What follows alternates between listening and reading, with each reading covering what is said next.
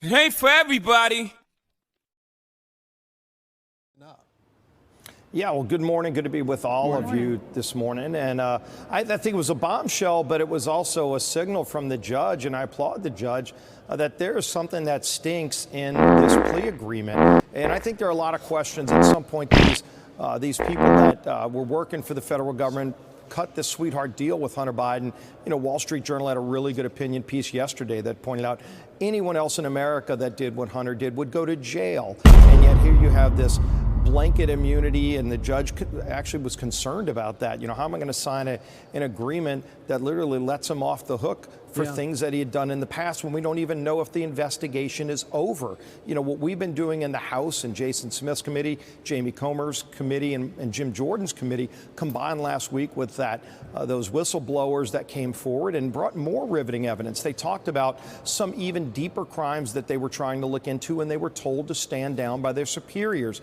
Everywhere you turn, Hunter was getting sweetheart deals, sweetheart treatment that nobody else in America would get. Now there's obviously this big question, and Jonathan Turley's raised this a lot, about whether he should have been registered as a foreign agent. He's getting millions of dollars that we documented from foreign countries. Ukraine, he was getting money from Chinese companies to be an energy expert even in America, and yet wasn't registered as a foreign agent. Others have gone to jail for that.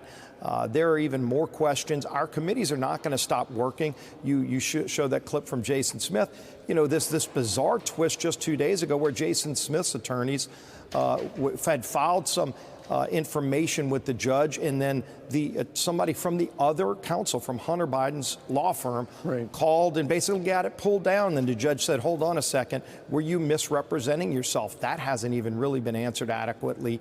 A bizarre turn of events there. It just seems like over and over again, I think the judge got sick and tired of seeing all the special treatment and said, let's go back to square one. Yeah, what was your reaction to the judge finding this? Like, it sounds like she found the fine print that said he'll be granted immunity for everything going forward in the future. Tried to pull a fast one, and very surreptitiously they put this language in there, and she saw it and said, no, this is not going to fly. Yeah, that was section 14 and 15 of the plea agreement.